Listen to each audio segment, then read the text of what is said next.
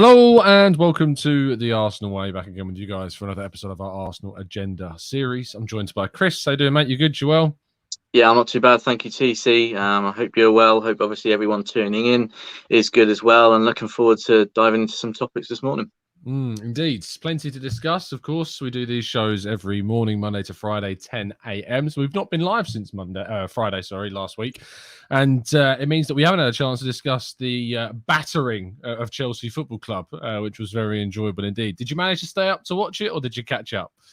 I caught up. One of the main reasons behind that was I was on an early shift the next day, and I sort of thought to myself that I'd end up regretting it if I did stay up. But yeah, kind of gutted that it was such a good performance and result. And I was tempted when I saw the starting lineup. It was very strong, wasn't it? You got the sense that maybe that's the starting lineup that we'll see at Palace or similar. So yeah, I was very tempted, but my body just couldn't handle it in the end. But yeah, I did catch up the next day, and was really impressed. Was really happy with how it went down, and it topped off a very positive tour in America, didn't it? It's topped off a very good pre-season so far as well. 5 wins on 5, I think it is, for Arsenal. Obviously, we've got that game at the Emirates Cup coming up at the weekend, so something else to look forward to, and a final opportunity for the players to sharpen up and work on a few things and build up some confidence ahead of the new season, which is just around the corner now. And obviously a nice opportunity for the home fans to get a glimpse of the new looking team as well before they go into battle.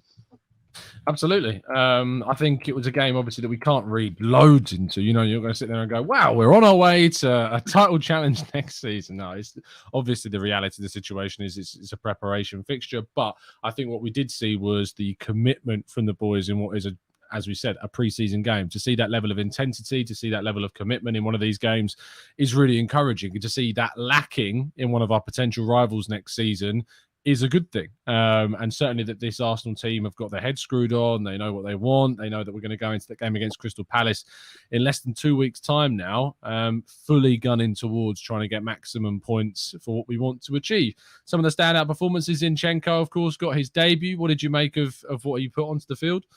Yeah, well, I actually watched a video on his game last night because I heard a few people say that he looked decent. And look, considering obviously he only arrived a few days ago, he's got new teammates around him, a new environment on and off the pitch. I thought he did really well.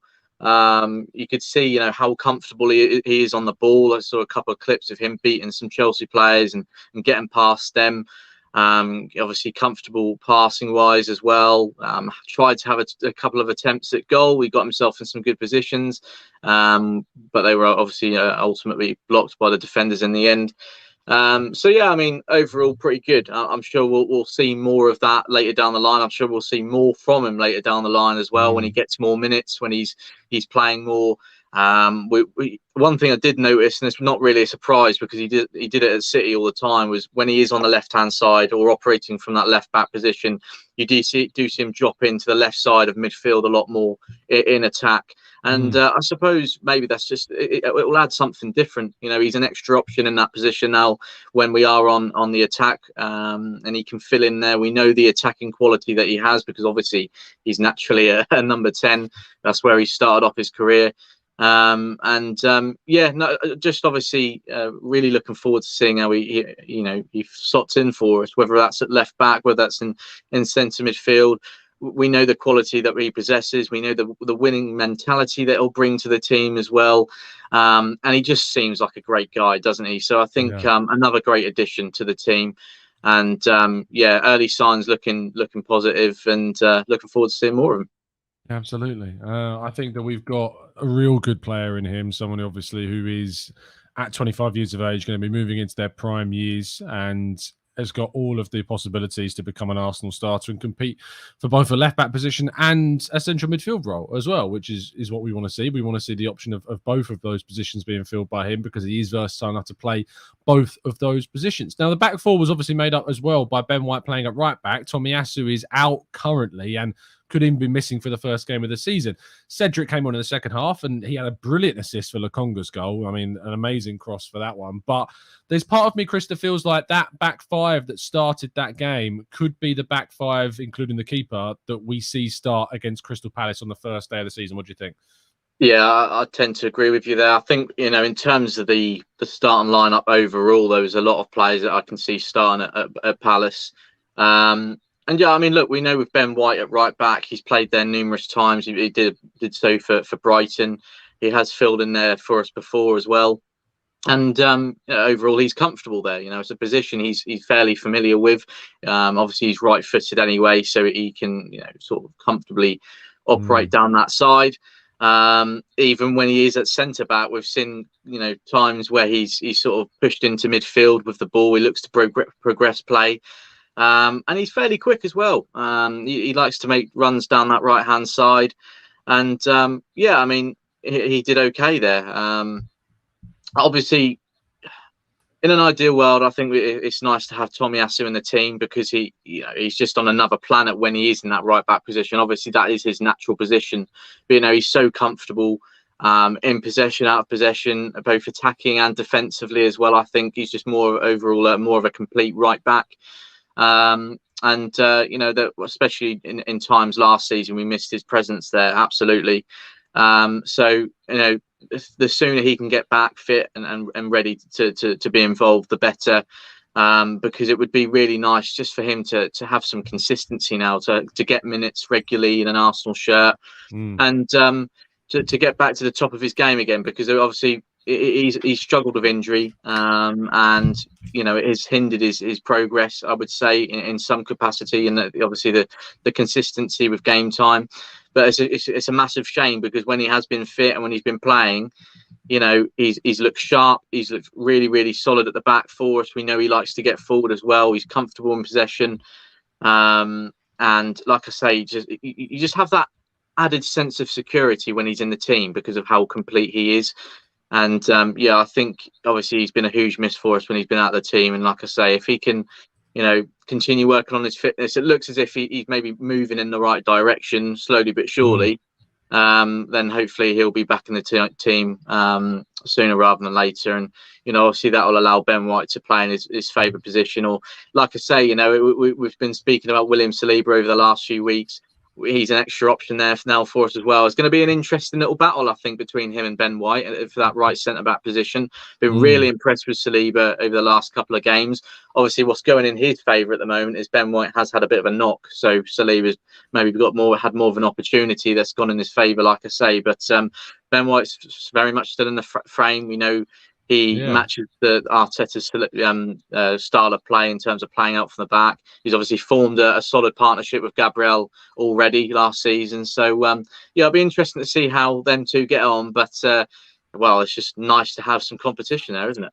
It is, yeah. No, it really, really is. And I think that Saliba has come in and been absolutely exactly what we've needed him to be, which is solid, consistent, hasn't made any errors, because there were some in his time at Marseille that I was concerned might be highlighted more. Of course, he's not played again in the Premier League yet, and we're obviously waiting to see that happen. But there's a real chance, I think, we do see that against Crystal Palace, and that back five that we saw will be the team. In fact, there's a chance that the entire team that we saw start the game against Chelsea could be the team that starts, against Crystal Palace. It's just Tomiyasu, Tierney, Smith Rowe, Fabio Vieira, of course, as well, that are still waiting to return from their injury issues. But it's a very, very strong looking side indeed. Now, of course, what finished the US tour was a very in-depth and lengthy interview from Edu, which was released in its entirety this morning across a number of outlets. And you can read, of course, Edu's interview with the journalists that were there, including our very own Kaya Kaynak, on the football.london website.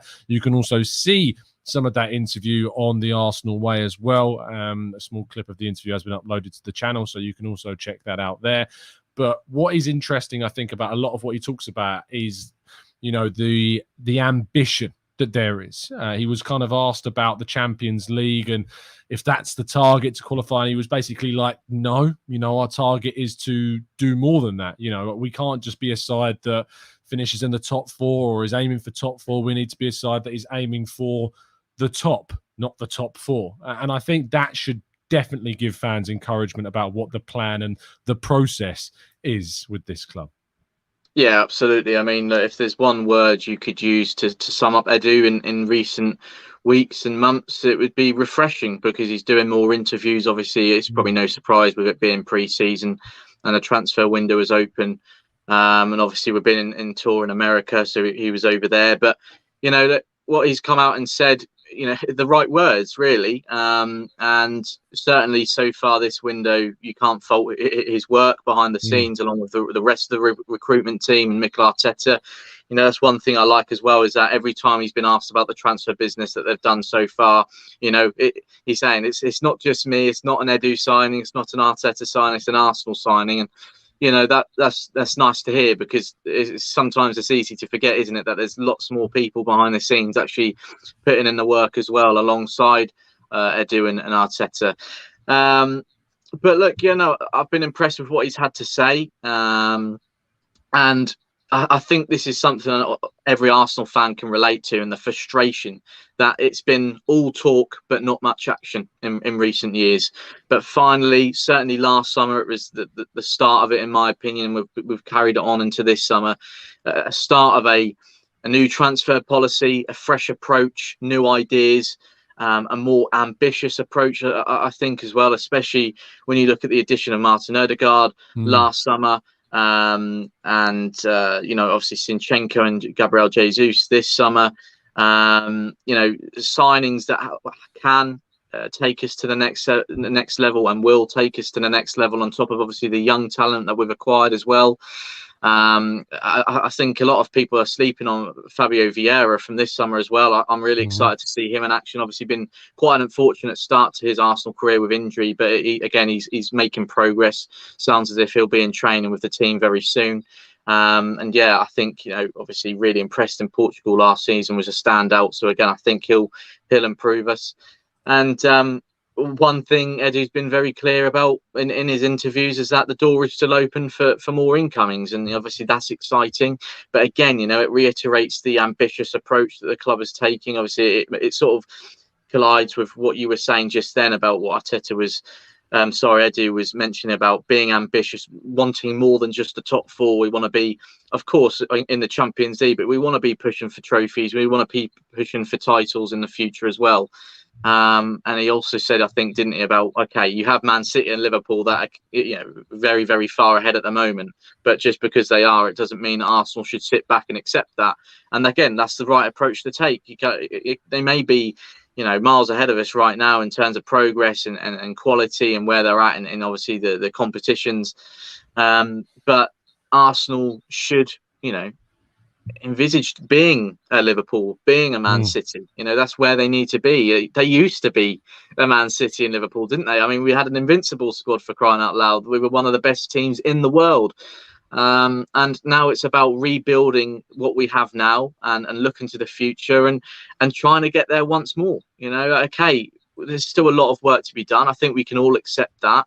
And there's still going to be plenty of bumps along the way, without a doubt. But if you can't see, you know, the vision, if you can't see the progress that's been made over the last season, and yeah, if you can't really see the route that's being taken, and I think you need to sort of open your eyes a little bit and realise that, you know, we're not going to just start, you know, competing for the Premier League just, you know, a flick of a switch.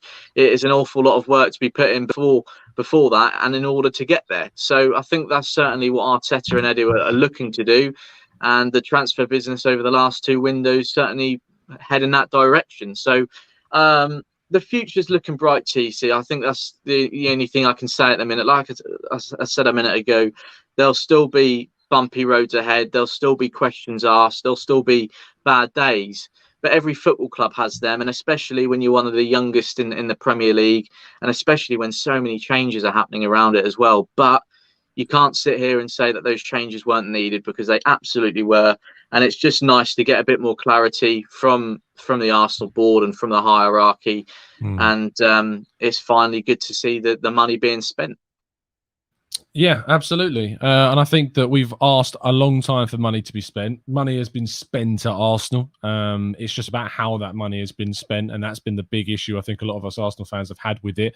I don't think anyone can turn around and say that the club and the owners aren't backing Arsenal and aren't backing Arteta and Adu with funds. It's about how that money is spent. And I think if you look at the money that we are spending and what we're spending it on in the last 2 summers in particular, it is money well spent that's helping us not only to arrest the slide that we were on towards the end of the Wenger and through the Emery era, but that continued into Arteta's time and has since been reversed. And now we're looking very much on a exponentially upward trajectory. So I'm looking forward to waiting and seeing what happens next season indeed. Now, there was a few other things that were obviously in the Edu interview. You're going to be continuing to see coverage of that and fallout from that across the football.london website and across our pieces that are going to be coming out later on today and throughout the week. What we are going to do is tackle some of your questions in the chat box. Graham says, do you think Arsenal are right to stick by their guns and reject these offers for the likes of Leno? And there's some rumours about potentially Bellerin as well, having offers rejected too of a lower figure than what Arsenal's valuation of the players are. Or should we accept less money to get them off the wage bill? What do you think, Chris? Yes, I think to a certain extent, Arsenal are right to knock back these offers. I think that was being reported yesterday that Fulham initially put in a £7 million bid plus 3 million in add-ons or something like that.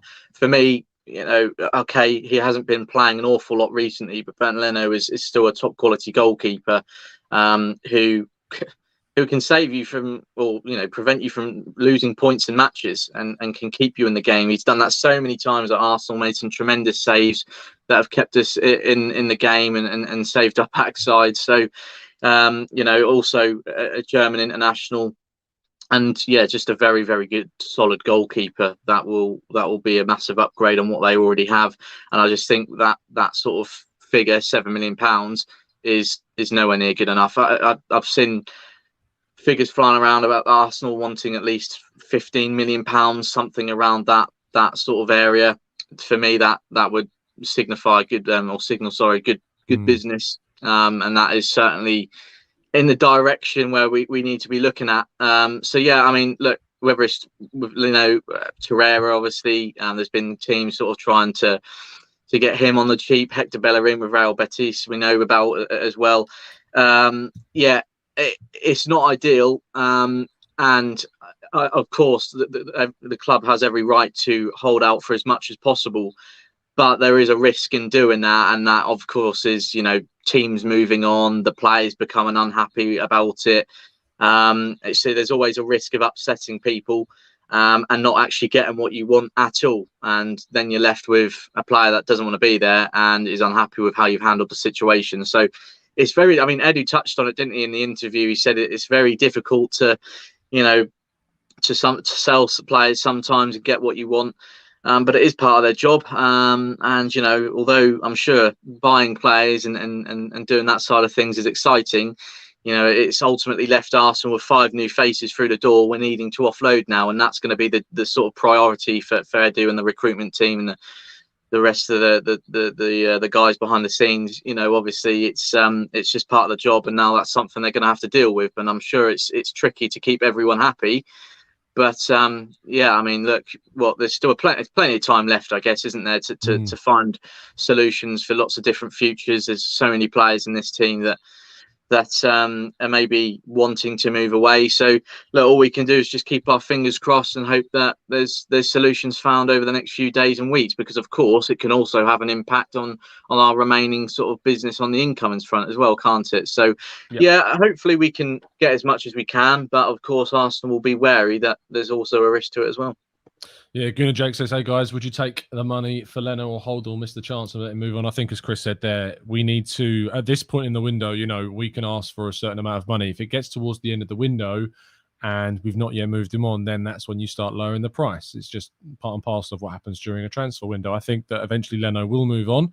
But Arsenal are right to do as they do. We're seeing links with Fulham and other teams. It could be that these are, tactical links that are trying to panic Arsenal into accepting a lower fee. But I don't think Arsenal will face that until towards the end of the window. And, Fulham will want a goalkeeper in place before the season starts. They may look elsewhere, but other teams have also been interested, especially in the Bundesliga, in Leno too. He's a keeper that for me is worth more than 10 million. Like, he's not worth less than that. He is a keeper that's worth more. So we should be trying to hold out for it. We can't moan that Arsenal are bad at selling and then get on their backs for not selling cheaply as well. It's a fine balance, and I think we understand also the level of difficulty that the window creates for us. Benjamin says, are you seeing the Osimhen rumours surfacing again? I've seen a couple of whispers, but I am not jumping on that train at this stage of the season at all. Yasin says, which positions do you think should be a priority? Right back, wide forward, defensive midfield. If you could choose two of the three, which would you go for? Look, I would usually say right back, but because I don't think obviously Cedric's going anywhere, and we've got Ben White that can operate in that position. Saliba can too as well if he needs to. I would have to say, sort of central midfield and right wing, or sort of a winger that can play on either flank. To be honest, TC, because Saka's going to play more often than not. Who knows what's going to happen with Pepe? But there's obviously been a few injury concerns around Emile Smith-Rowe. We know he can play on the left if needed, but if Martinelli needs a rest or he gets injured as well, have we got anyone that can just sort of operate strongly on the left? I'm not too sure. I think you're always going to get the best out of Saka on the right. The same goes for Pepe if he's still here.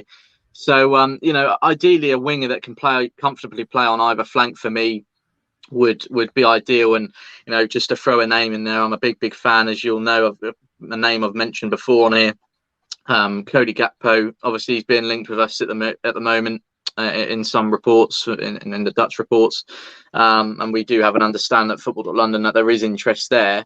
That's been the case for quite a while now, though. So, again, you get the feeling that it could depend on what happens with some outgoings, especially Nicola Pepe. But certainly central midfield and a winger for me would top off a very good summer. I think left centre back is always something that people aren't really talking about that needs to be addressed. Yeah. If Pablo Mari leaves, we don't have any other left-footed centre backs at the club. Yes, Saliba could play there. Yes, Tomiyasu could arguably play there. But I think a left-footed centre back is also something that may need to be thought about if we are indeed moving Mari on, which it's potentially looking likely with rumours of a loan move to Fenerbahce appearing that might be what is going to happen. King says, how many more players do we need to get into competing for more than top four?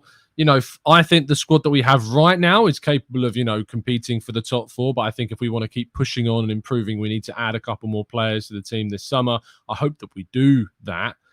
It's just difficult to see that happening if we don't start moving players out. That's the next big thing for Arsenal to address and work out to do.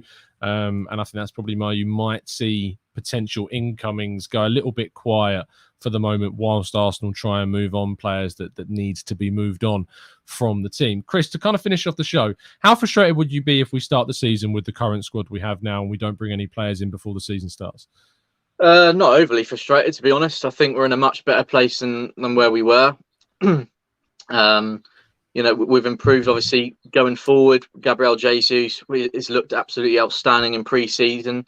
And you go into games very confident that we can score goals, create opportunities.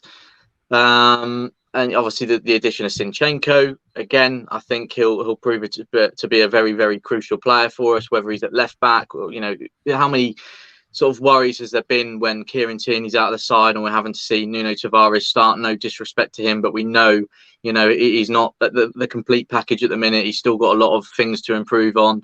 Even Cedric has had to fill in at left back for us before as well. And, that's led to some concerns and some dodgy moments within the game itself. And yeah, look, Fabio Vieira could be fit and ready for the first game of the season. Who knows? I'm not entirely sure if we'll see him start a lot in the league unless there's an injury. Because we know we've already got Martin Odegaard in that number 10 role. And we know Fabio can also play on the right-hand side of midfield. But again, you've got Saka there. Granit Xhaka and Thomas Partey will start most times in central midfield. But again, he's an extra option there to bring off from the bench or rotate if we need. And we know he's got a lot of attacking quality. And yeah, I mean, look, those 3 signings are the ones at the moment, based on what we've done so far, that are the 3 players that are going to have the most impact on our season. Because obviously Matt Turner will be a rotational option to Ramsdale, and Marquinhos, we think he's potentially going to go out on loan. So there's definitely a couple more areas I think we can improve in, and that will boost our chances of getting top 4 and pushing for those top spots, and maybe reducing the chances of sort of going for a bit of a downfall towards the end of the season, because like Tottenham did, they strengthened in January. It gave them more options, etc. And Arsenal, I think, are maybe just a couple more options short of that. So if we can absolutely get a couple more in, whether that's before the season starts, which I think is probably unlikely, but definitely before the window ends, then absolutely we're in a very, very healthy position. I think we can push for the top 4 next season quite comfortably. But yeah, I'd be quite happy if we go into that Palace game with what we have right now. And I think it's a better squad, it's a stronger squad than compare it to what we went to Palace last season. Yeah, or we went to Brentford last season on the first day as well. So different indeed. So the level is significantly higher. So I'm looking forward to the season starting and what we might achieve. Thank you so much, guys, for tuning in. We'll of course continue to bring you coverage of the rest of pre-season plans as Arsenal now prepare to face Sevilla. There has been some whispers that there may be a behind the closed doors pre-season friendly this week as well. If there is any info on that, we'll obviously bring that to you. Arteta's clearly very keen to get more minutes into the legs of these players before the season starts, which is completely fair. And yeah, we'll look forward to bringing you any coverage of that as and when it happens, in addition to any transfer news that drops. Chris, thank you so much for your time, as always. Appreciate it. Thank you, PC, mate. Pleasure as always. And of course, thank you to everyone tuning in, and hope everyone has a great day. Indeed. Thank you, everybody joining us in the chat box. As always, do drop a like on the video and subscribe to the channel if you are new around here with those notifications turned on so you never miss a show. We'll be back tomorrow morning, of course, at 10 a.m. We'll also be bringing you more content throughout the day, and you can go back, as I say, and watch Edu's interview with plenty of prying eyes on the channel if you would like to. We will see you again very, very soon. And as always, keep following us down the Arsenal way. 49, undefeated, playing for the Arsenal way.